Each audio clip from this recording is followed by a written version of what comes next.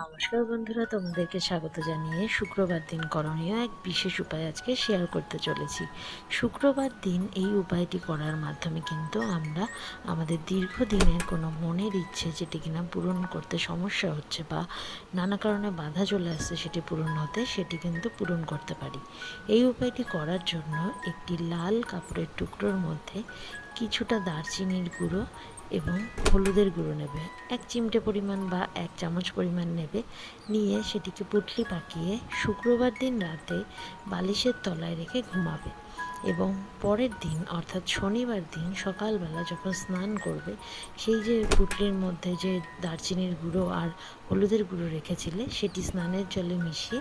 সেই জল দিয়ে স্নান করবে এবং স্নান করতে করতে নিজের মনের ইচ্ছেটা কিন্তু